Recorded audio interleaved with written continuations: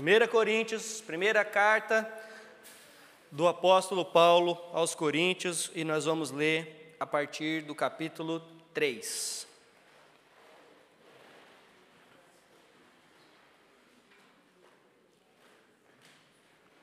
Vamos fazer o seguinte, para a gente ganhar tempo, eu vou transcorrer aqui todos esses versículos, eu vou falando e quando nós vamos falando, eu vou aqui lendo as partes, tá bom? Pode ser? Deixa aberto aí, 1 Coríntios, capítulo 3, a partir do verso 1.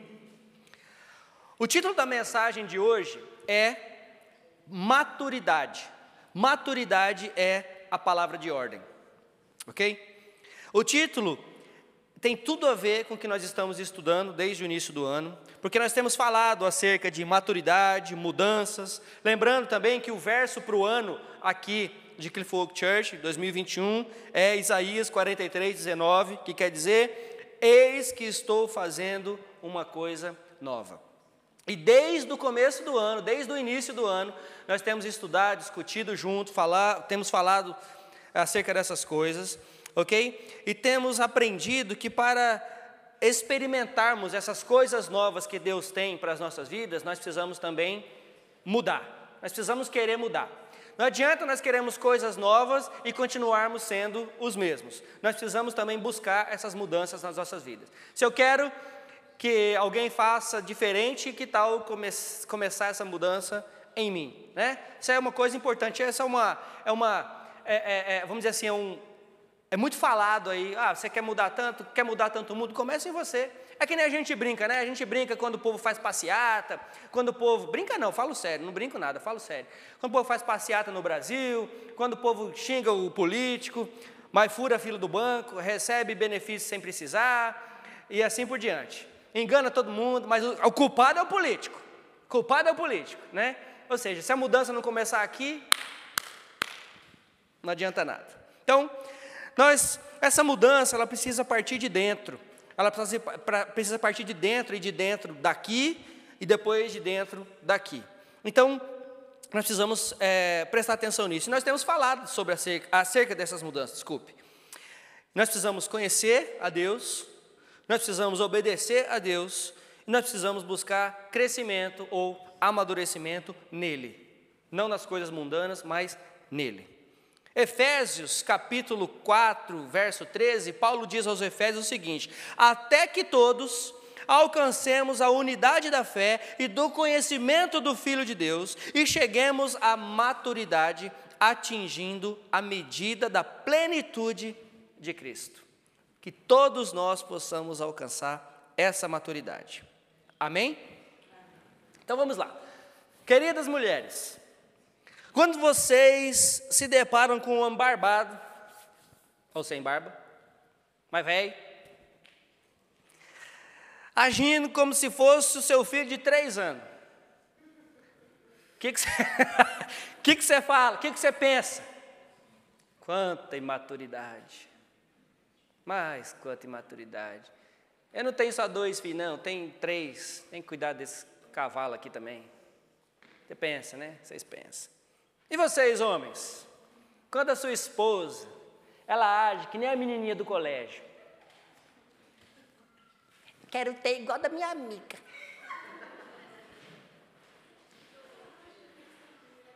Chamou só a outra amiga, não chamou eu. O que você pensa? Você fala, oh, Jesus, quanta imaturidade. Quanta imaturidade. É exatamente isso que Paulo está falando, ou está retratando na igreja de Corinto. Paulo está dizendo, irmãos, quanta imaturidade, quanta imaturidade.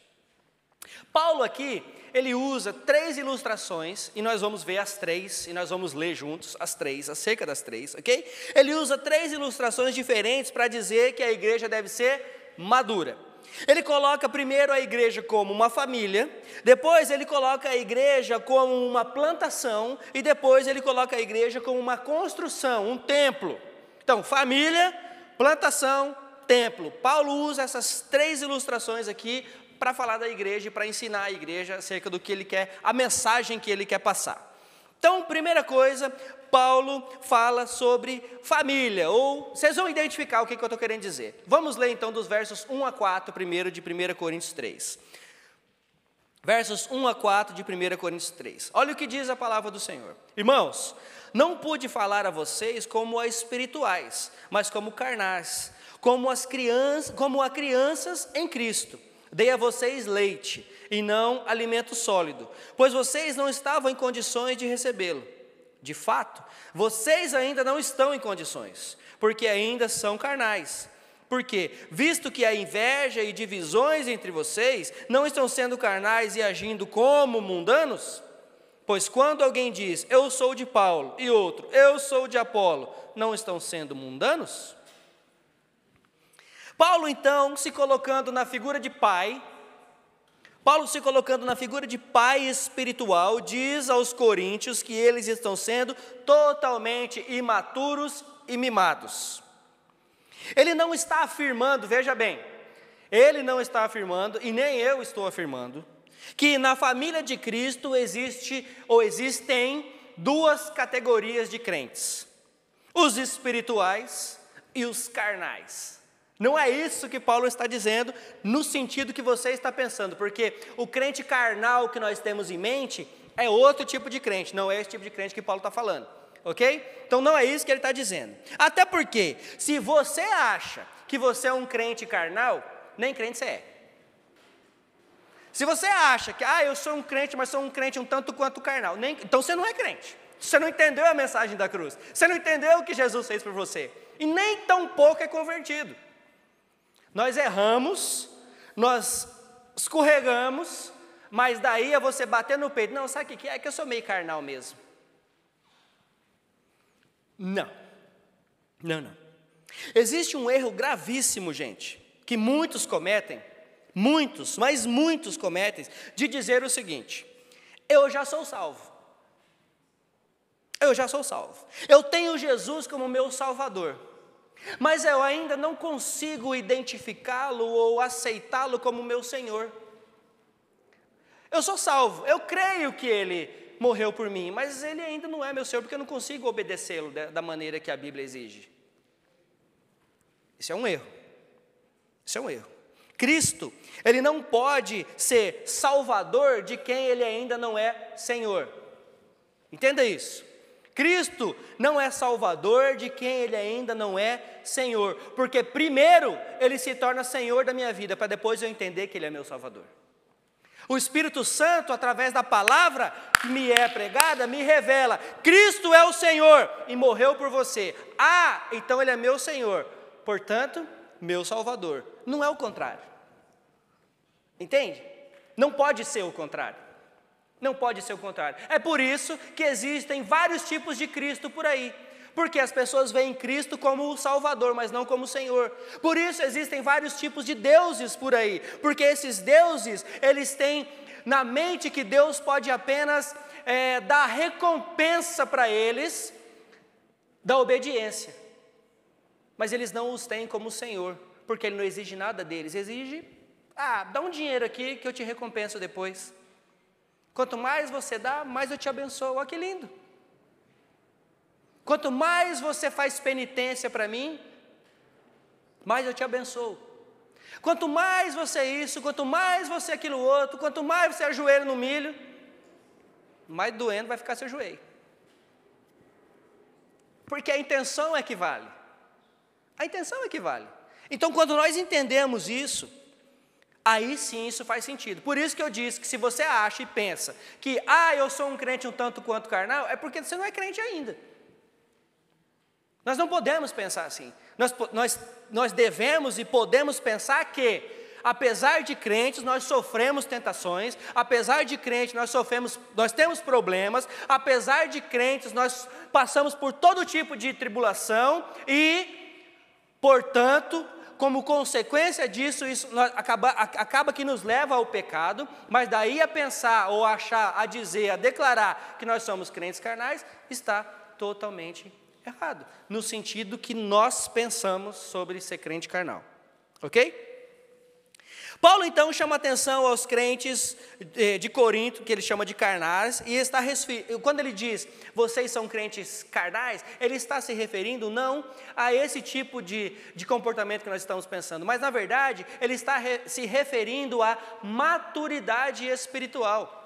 Paulo está chamando a atenção o seguinte, irmãos, eu tive com vocês tanto tempo, eu tive com vocês 18 meses, ensinando a palavra, pregando para vocês, dando estudo bíblico, fazendo tudo, e vocês continuam imaturos. É isso que Paulo está dizendo. Parece o pastor, quando prega, tem 5 anos, fala a mesma coisa, e aí o pastor fala, tem que chamar a atenção sobre os mesmos erros. Imaturidade. Não tem outro nome. E aí Paulo começa a falar sobre a dieta dos crentes. Quem está de dieta aí? Todo mundo de dieta. Ah, graças, depois do verão então todo mundo de dieta, né? Todo mundo de dieta. Tem aqui um bebezinho, e Paulo fala exatamente sobre isso. Deixa eu fazer uma pergunta.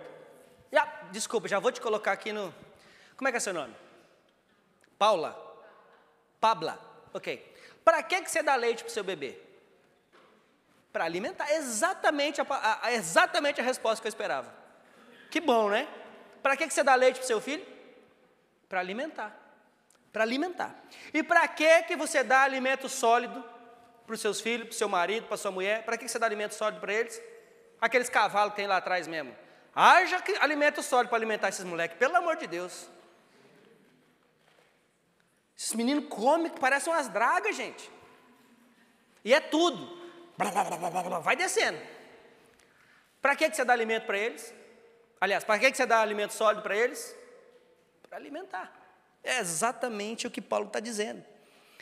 O que o apóstolo Paulo está dizendo aqui é que na família, na igreja, não se pode achar que existe 2 tipos de pessoas, ou 2 tipos de crentes, e que cada um vai ser alimentado de um jeito. Ah, esse aqui eu tenho que dar leitinho, esse aqui eu tenho que dar comidinha.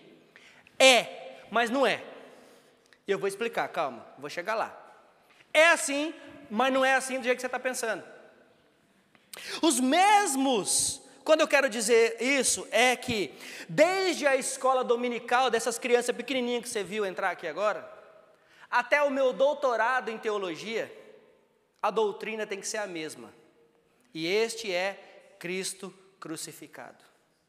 Desde essa idade aqui, quando começar a querer falar papai e mamãe, vai falar Jesus também. Em nome de Jesus. Amém? Desde os pequenininhos. Até o meu doutorado, até o meu mestrado, a minha tese de doutorado, que eu não quero, não se preocupa não, só se Deus mandar, mas eu não quero não. Porque, até lá, a doutrina é a mesma. A doutrina é a mesma. Calvino chegou a declarar que Cristo é leite para os bebês e carne para os adultos. A doutrina é a mesma, Cristo. A maneira que é diferente, a maneira ou o jeito que nós explicamos, ou a profundidade do jeito que nós falamos, é que se torna diferente. Você não vai chegar para uma criança de 2 anos e falar assim, vai morrer, vai para o inferno, viu, pecador? Quer dizer, você até pode, mas você tem que explicar o conteúdo todo. Você vai ter que explicar o porquê disso.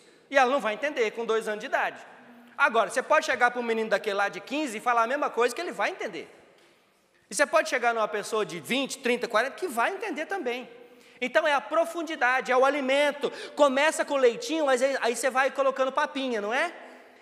Mas para quê? Qual é o objetivo? Continua sendo de alimentar o seu filho. Você dá leitinho, depois você dá papinha, depois você dá frutinha, e aí você vai colocar um arrozinho com feijãozinho, se você é lá do interior então de São Paulo, que aqui, lá não faz assim, lá no tutano. Lá na Bahia também, né, Otis? Lá no tutano, tem essa de cá, mas não, é arroz e feijão, menino, come aí. Giovana, quando era pequena, Mariana já grudava numa coxa de frango e saía mordendo. É assim, o alimento vai se solidificando. Por quê? Porque eles vão precisando. A mamadeira só, o peito, não vai fazer mais tanto efeito para eles. O que isso quer dizer? Que conforme eles vão crescendo, eles querem saber mais. Eles querem mais. E aí quem é que tem que ensinar para eles? É o pastor, né? Também, mas é o papai e a mamãe que tem que ensinar. É o papai e a mamãe que tem que ensinar. Então eles querem alimento sólido. Ok? Então é isso que Paulo está dizendo. Basicamente é isso. Na família, queridos, para de dar só leitinho, ou para de tomar leitinho. Vocês já passaram dessa fase. Vocês estão sendo totalmente imaturos. Vocês estão brigando por coisa boba. Vocês não estão dando testemunho do que vocês falam, que professam. Pare com essas coisas. O que importa aqui é Cristo. O que importa é a pregação do Evangelho. Enquanto isso, vocês estão se distraindo com outras coisas, com outras bobeiras. Vocês estão sendo imaturos, totalmente carnais. Não é assim que agem os do mundo? Aí ele faz a comparação. Não é assim? Gente, tem pessoa que simplesmente não se desenvolve. E não estou falando aqui não. Intelectualmente falando, não estou falando isso. Eu estou falando que tem pessoas que não se desenvolvem na vida ou na sua maturidade espiritual. Por quê?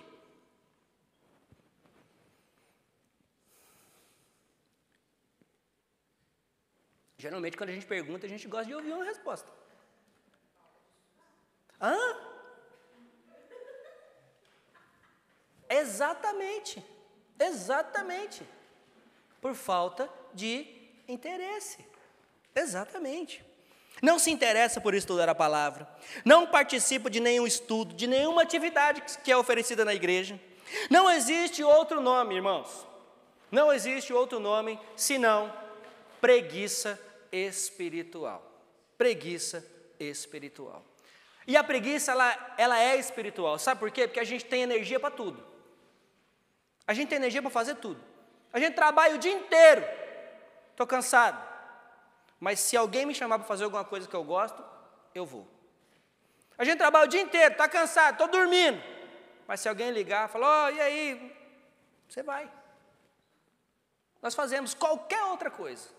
Qualquer outra coisa chama a nossa atenção. Então isso é preguiça espiritual. Porque eu vou ter que sentar, vou ter que ficar escutando a mesma ladainha de sempre. A mesma ladainha, só que nunca aprende.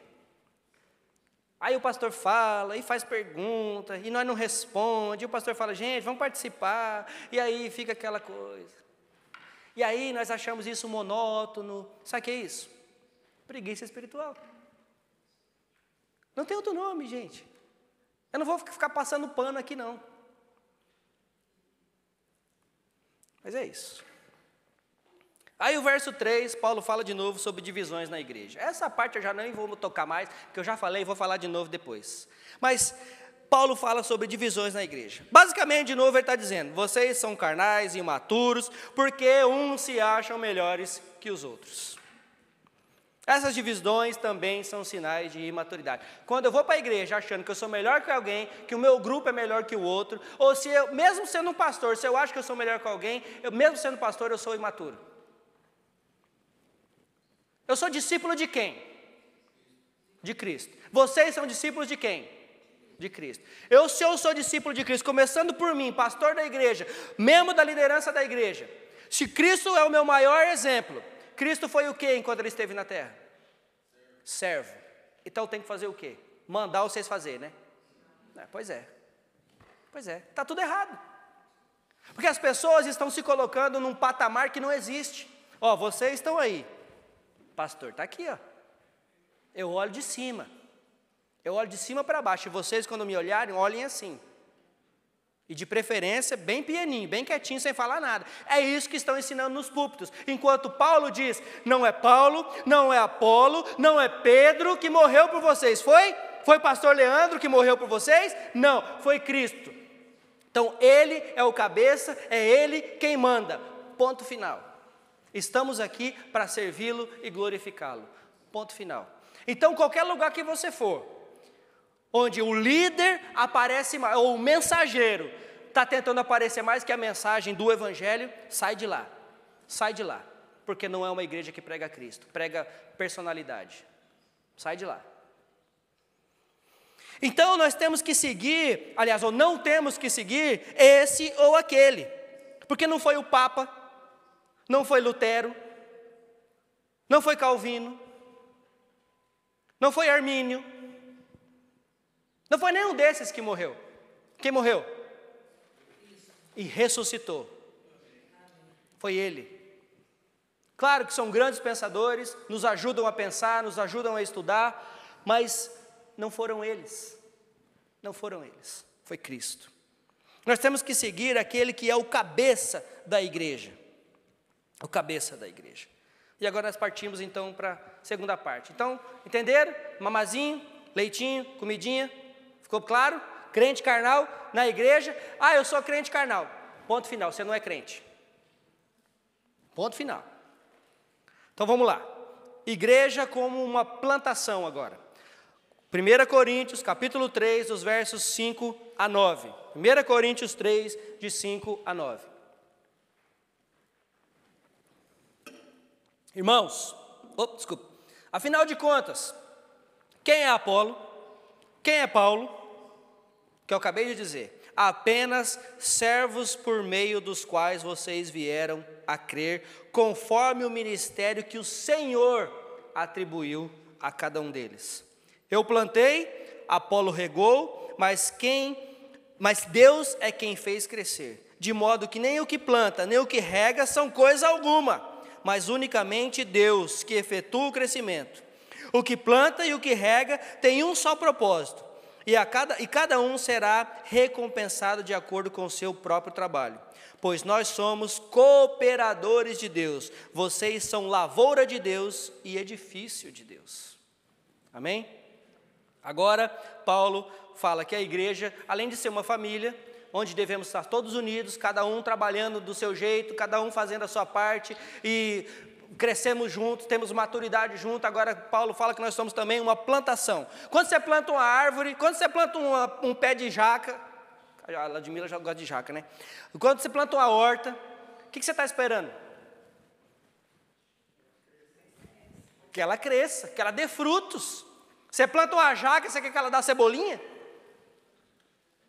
Não. Você quer que ela dê frutos, e frutos bons, para você comer, para você se deliciar. Se não prestar, você faz o quê? Corta, joga fora, não presta para nada. Muitas vezes nem para fazer sombra.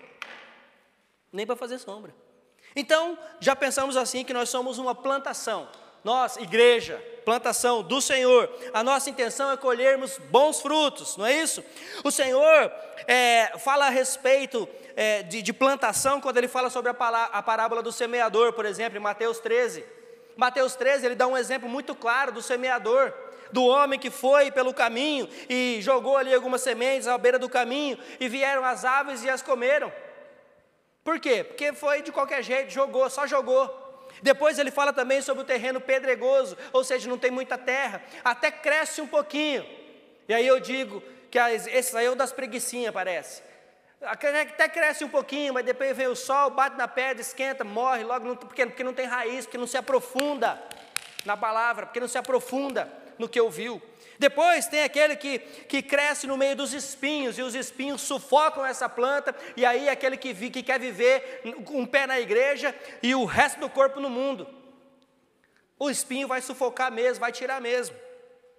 E aí nós temos aquela semente que caiu em boa terra e deram frutos de 100, 60 e 30 por um. Esse sim vale a pena. O nosso papel, gente, como Paulo acabou de dizer aqui, é cultivar o solo, semear a semente, regar a planta e depois colher os frutos. Mas quem é que dá o crescimento? Olha, nós fazemos o começo, o meio e o fim. Mas o durante ali, o crescimento, quem é que dá? O próprio Deus. Nós cultivamos o solo, nós semeamos, nós regamos, e nós até colhemos frutos, ou não, ou vem outro depois de nós e colhe os frutos, mas colheu. Mas quem é que dá o crescimento? É o próprio Deus, E notem que a ênfase aqui não está em quem plantou, em quem preparou ou em quem regou, mas em quem deu o crescimento, o próprio Senhor. Eu sei que eu já mencionei isso, mas, de novo, como eu disse, isso vai aparecer o tempo todo na igreja de Coríntios. Paulo fala de novo sobre o culto à personalidade. E como eu disse e repito, o mensageiro não pode, não deve, nunca será maior do que a mensagem. Nunca será. A não ser quando você está falando de Cristo, quando Cristo está lá pregando o sermão do monte. Aí você tem o maior dos pregadores pregando o maior dos sermões. Aí é outra conversa. Mas aqui, para pobres mortais como nós, não existe, não tem como o pregador chamar mais atenção do que a própria mensagem. E é nesse âmbito de apelação, vamos dizer assim, se é que eu posso usar essa palavra, que o pregador muitas vezes quer se sobressair sobre a mensagem. Quando você vai ensinar, porque muitas vezes, infelizmente, a soberba cai sobre nós, e eu não me isento disso, eu já me peguei fazendo isso, e eu pedi perdão para Deus por isso, mas a soberba recai sobre nós, e aí nós queremos mostrar o nosso nível de conhecimento, e nós começamos a falar difícil, e nós começamos a citar esse ou aquele escritor, e não tem nada de errado com isso, por favor. O que eu estou dizendo é quando o pregador acha que ele é maior que a mensagem. E aí, a mensagem do Evangelho sai daqui e vem para cá. O importante não é Cristo, mas é o meu conhecimento sobre Cristo. Entende? Então isso não é o importante. O importante é o que nós, aliás, não é o que, o importante é que nós, como igreja, possamos nos deleitar naquele que é o Criador da igreja. Naquele que nos salvou, naquele que é o nosso Senhor e Salvador. Eu não me deleito no pregador, eu não me deleito no líder da igreja, eu não me deleito sequer na minha esposa. Eu me deleito naquele que me salvou, que é meu Senhor e meu Salvador. É isso que nós temos que ter em mente. A igreja, ela só tem um dono, só um cabeça, e esse é Cristo. E com isso, eu preciso citar, eu não quero de maneira nenhuma desmerecer você que tem trabalhado arduamente no ministério. Não é isso que eu estou dizendo. Os irmãos que trabalham, os irmãos em seus respectivos ministérios na igreja, eles estão trabalhando porque eles também querem que a igreja avance, eles querem que a igreja cresça. Pelo contrário, eu sou agradecido, nós devemos ser agradecidos por esses irmãos, agradecidos a Deus pela vida dessas pessoas que colocaram a mão no arado. Nós somos muito agradecidos. O que eu estou afirmando é que a obra não é nossa, a obra é dele, é de Cristo.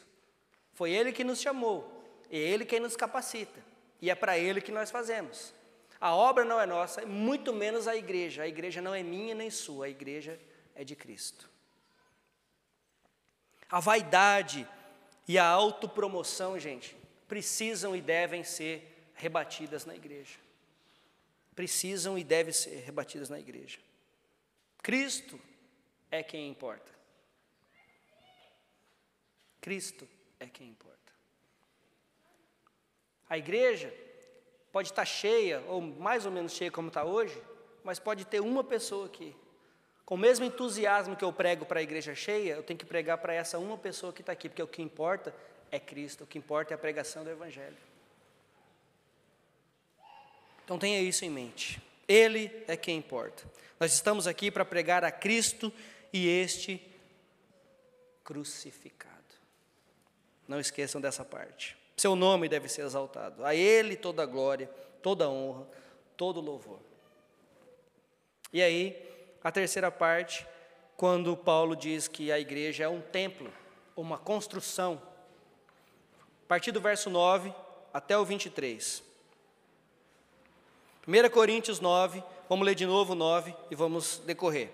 Pois nós somos cooperadores, vocês são lavoura de Deus e edifício de Deus. Conforme a graça de Deus que me foi concedida, eu, como sábio construtor, lancei o alicerce e o outro está construindo sobre ele. Contudo, veja cada um como constrói, porque ninguém pode colocar outro alicerce além do que já está posto, que é Jesus Cristo.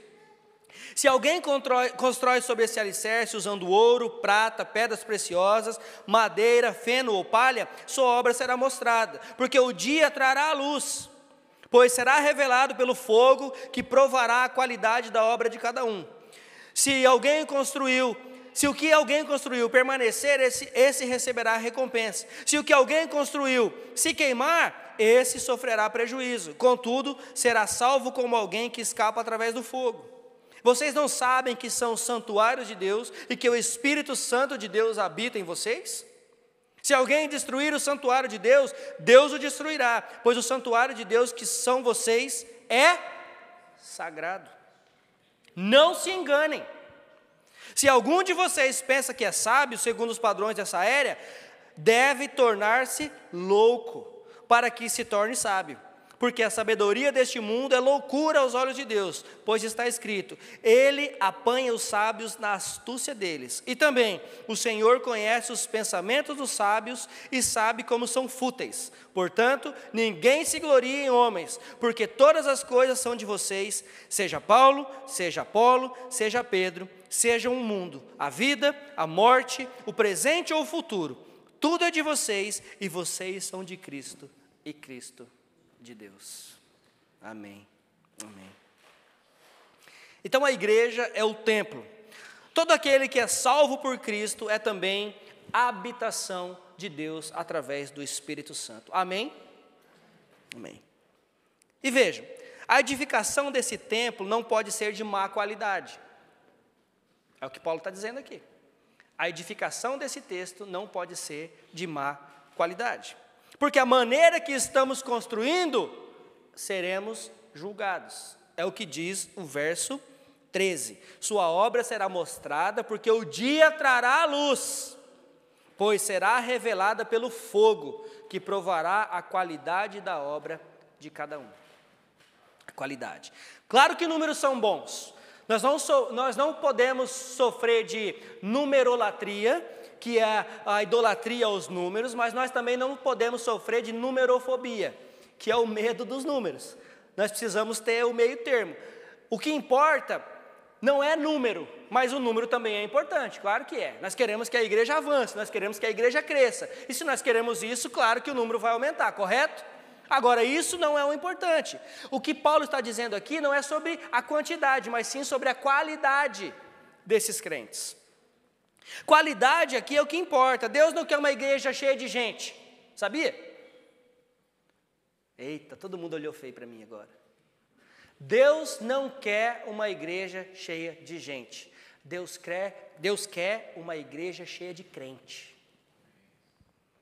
Ele quer uma igreja cheia de crente, fiéis a Ele. É isso que Ele quer.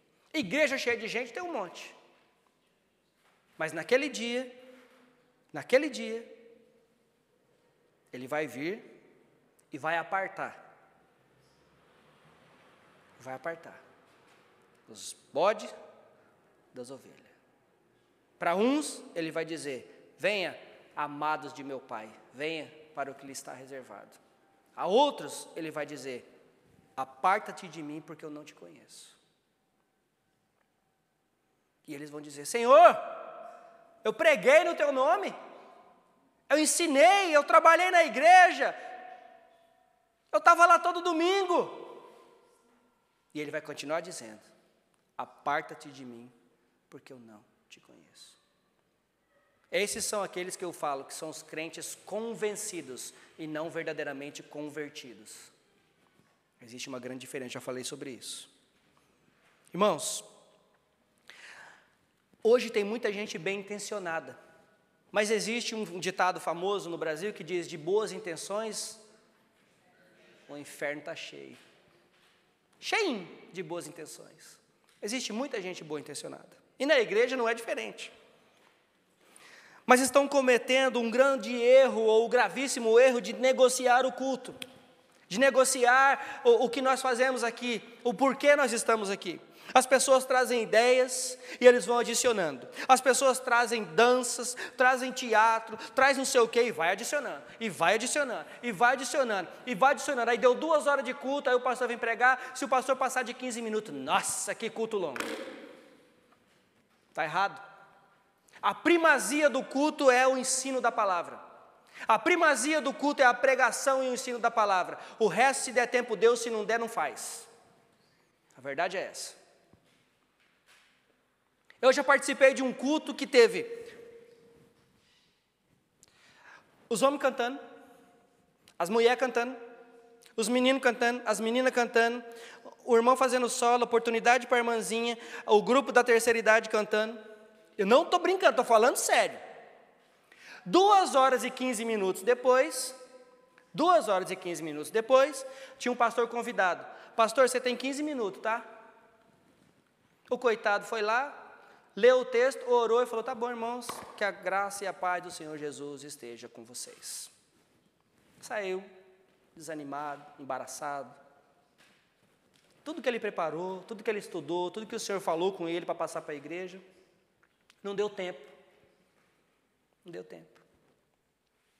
Então, queridos, nós precisamos tomar cuidado com isso. Esse templo,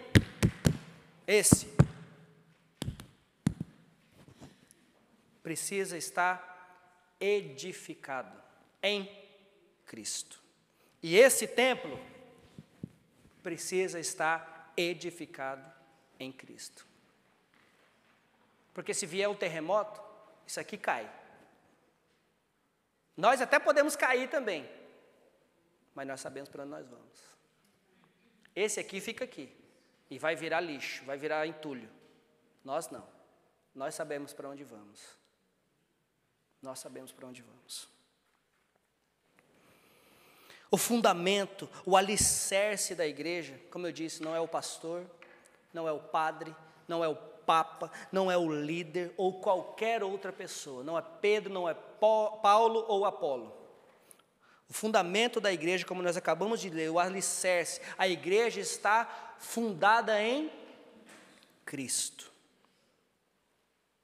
Pessoas vão e vêm. Modinhas vão e vêm. Mas Cristo permanece para sempre. E com Ele a sua palavra. E com Ele a sua igreja. Pois as portas do inferno não prevalecerão sobre a igreja de Cristo. Amém? Não vão. Não vão. Outra coisa que Paulo salienta é que existe a necessidade de usarmos o material correto para construirmos esse templo. Verso 11 ele cita ouro, prata, pedras preciosas. Deve ser por isso que você vai em Roma, só tem ouro e prata para todo lado, né? Acho que eles entendem esse versículo assim, está escrito aqui, ó. Tem que ter ouro, prata, pedra preciosa para todo lado. As igrejas, tem igreja aí que se derrubasse a igreja, tirasse todo o ouro, toda a prata, alimentava todos os pobres de Londres. What's the point? Qual é o ponto aqui? Não é? Ouro, prata e pedras preciosas. E ainda, madeira, feno e palha. Quais desses materiais vocês acham que são mais resistentes e mais difíceis de serem encontrados? Ouro, prata e pedra ou madeira, feno e palha? Qual que é mais difícil de ser encontrado? Exatamente, ouro, prata e pedra. E não se engane, o texto aqui não está dizendo que sobre os valores materiais dessas coisas nós devemos construir. Na verdade, o texto fala sobre as verdades do Evangelho. O ouro, a prata, as pedras preciosas correspondem à verdade do Evangelho, porque são difíceis de serem entendidas, são difíceis de serem encontradas, mas uma vez encontradas, elas são indestrutíveis, pode vir fogo, não acaba. Não acaba. Porém, contudo, entretanto, todavia, madeira, feno e palha correspondem aos erros que nós cometemos. Aqui, ó, passou, foi. Como eu disse, pessoas vêm, vão, modinhas vêm, vão, mas a palavra continua, mas Cristo continua. Esses materiais, eles não podem ser misturados, porque se forem, com certeza a igreja vai às ruínas. A igreja precisa estar alicerçada em Cristo. A igreja precisa usar o material correto. Não é o iPad, não. É a palavra de Deus, que está aqui no iPad. Está aqui, é a palavra de Deus. A igreja precisa construir com um plano correto, sem peripécias, sem novas estratégias. E de novo, não me entendam mal, eu não sou contra estratégias, eu não sou contra novas ideias, Eu só estou dizendo que o Evangelho, ele precisa e ele é suficiente para pregar. Se a gente pregar só o Evangelho, a gente já está fazendo muito. Warren Wiersbe, no seu comentário de 1 Coríntios, declarou o seguinte: o mundo depende de riquezas, autopromoção, prestígio e pessoas com influência. A igreja depende da oração, do poder do Espírito Santo, da humildade, do sacrifício e do serviço. É isso que nós precisamos. Então nós vemos aqui, a cada ilustração que Paulo usou para a igreja, a palavra, Cristo e a sua palavra estava no centro. Ela é alimento para a família. Você tem alimentado sua família? Seja com leitinho, com alimento mais sólido. Tem que alimentar, tem que alimentar. Ela é alimento, ela é a semente, a palavra ela é a semente para a nossa plantação. E ela é o material para a construção do nosso templo. Nós precisamos nos alimentar da palavra, gente. Precisamos semear a palavra até em nós mesmos, todo dia. Provérbios tem ajudado muito.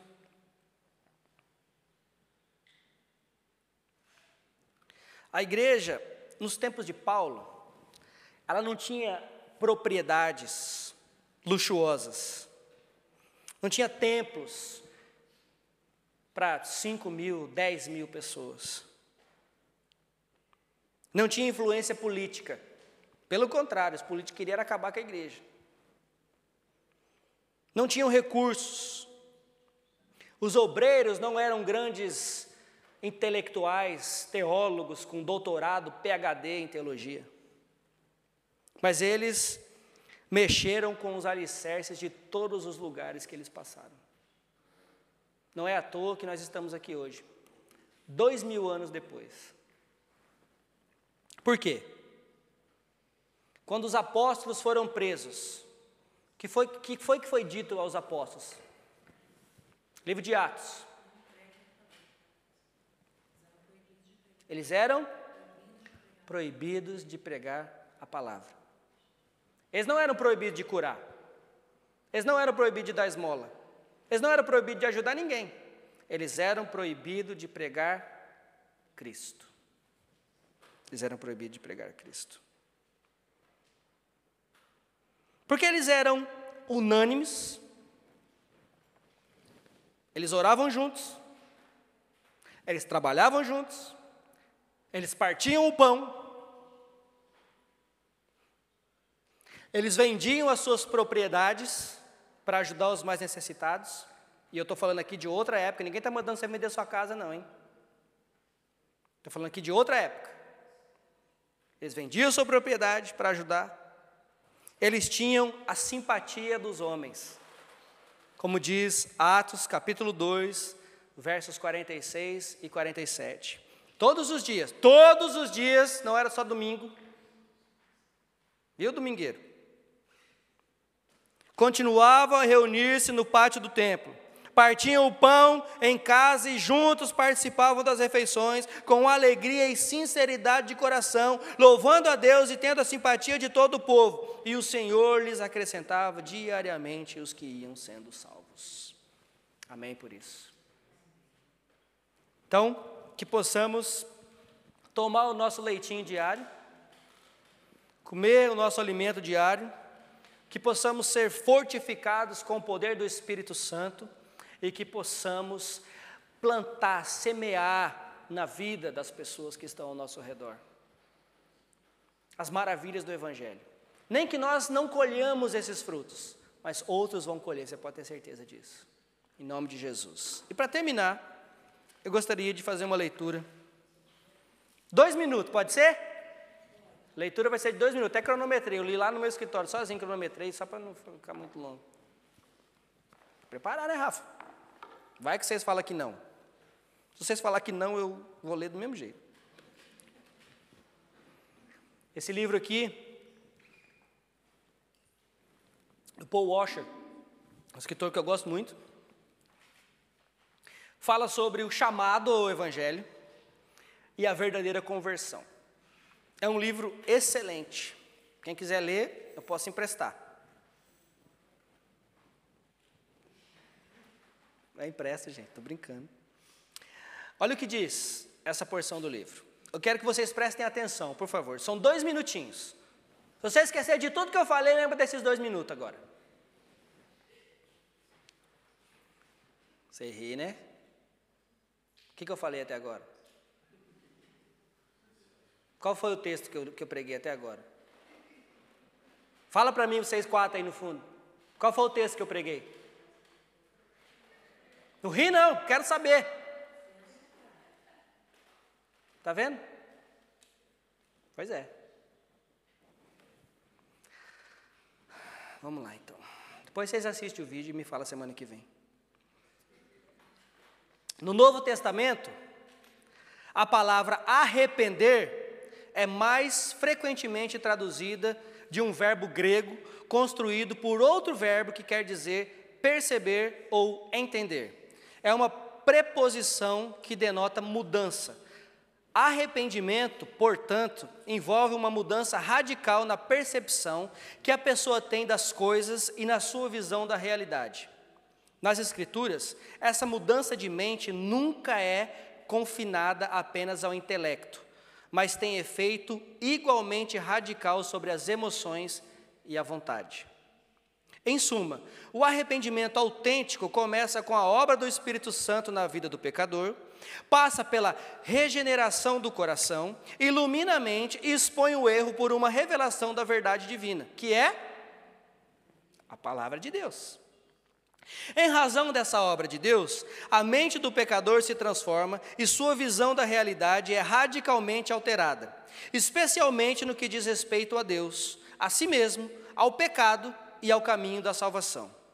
As Escrituras ensinam que antes da conversão, um homem é obscurecido em seu entendimento e caminha na futilidade de seus próprios pensamentos. Além disso, sua mente é hostil para com Deus, suprimindo a vontade divina. Ele não consegue se sujeitar à lei de Deus. Consequentemente, a pessoa não convertida tem uma visão da realidade completamente distorcida. E não é exagero dizer que ela está errada quanto a tudo que realmente tem importância. Ela sabe alguma coisa a respeito do único Deus verdadeiro e de sua majestade, mas não pensa que seja necessário honrá-lo como Deus ou render-lhe graças. Ele se enche de si mesmo e vê a autopromoção como o fim de todas as coisas. Porém, no momento da conversão, o Espírito de Deus regenera o coração da pessoa e a verdade ilumina sua mente antes obscurecida. Então, como quando um cego recebe a visão ou alguém que estava dormindo acorda do sonho, ele é feito consciente de que toda a sua vida era governada por ilusões e que estava errado sobre tudo. Pela primeira vez ele vê e reconhece a verdade. Os seus pensamentos errados, até mesmo blasfemos quanto a Deus, são substituídos por um pequeno, porém acurado, entendimento do único Deus verdadeiro. As suas vãs opiniões quanto à virtude e seus merecimentos são trocadas por uma consistência da depravação de sua própria natureza e total indignidade de suas obras. A sua arrogância, autoconfiança e independência são substituídas por humildade autêntica, autossuspeita, quebrantamento diante do pecado e dependência de Deus, em que ele busca perdão. Ele então se lança sobre a misericórdia de Deus na pessoa e obra de Jesus Cristo e passa a fazer a vontade de Deus. Assim, sua mente mudou e sua vida se transformou. Ele se arrependeu. Amém? Depois eu vou mandar esse texto para vocês. E vocês aí do fundo, a partir do próximo domingo, vocês estão proibidos de sentar juntos. Vocês vão sentar cada um com o seu papai e com a sua mamãe e vai tomar leitinho de novo. Até aprender. Combinado?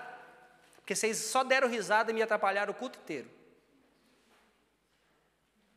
E agora vamos orar. Que Deus me perdoe. E perdoe vocês também. Porque eu estou brabo. Vamos levantar?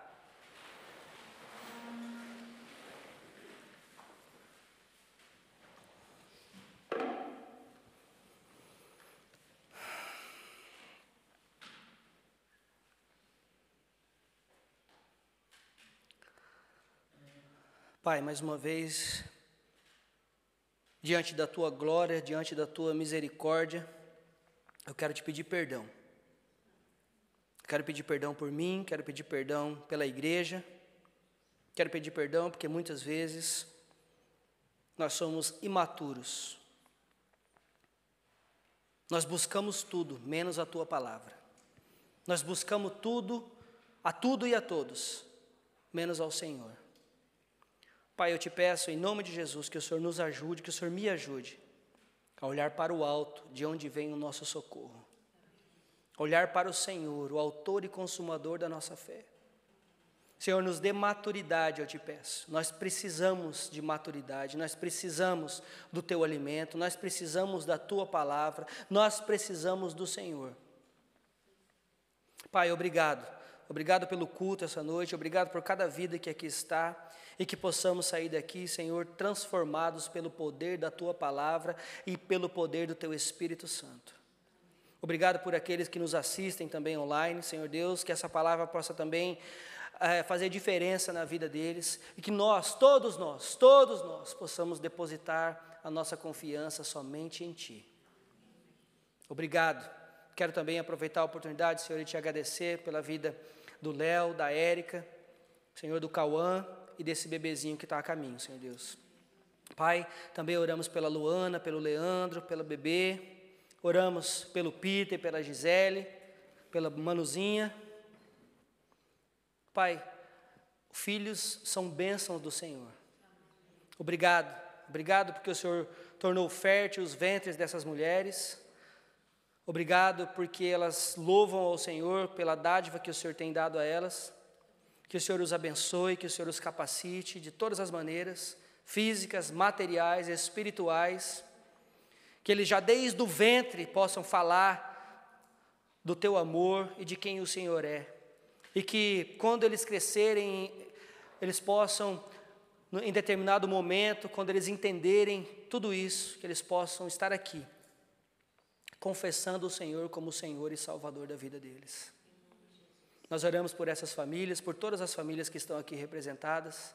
Peço por aqueles que estão com medo, que estão em dúvida, que estão desanimados, que o Senhor dê um novo fôlego de vida a cada dia, Senhor, nas nossas narinas, que possamos acordar sabendo que mais um dia o Senhor tem nos abençoado, sabendo que mais um dia o Senhor tem cuidado de nós, que mais um dia nós estamos numa cama quente, que mais um dia nós podemos sentar à nossa mesa e tomar nosso café da manhã, tudo porque o Senhor mesmo providenciou. Obrigado, Senhor. É no nome santo de Jesus que nós oramos e te agradecemos. Amém.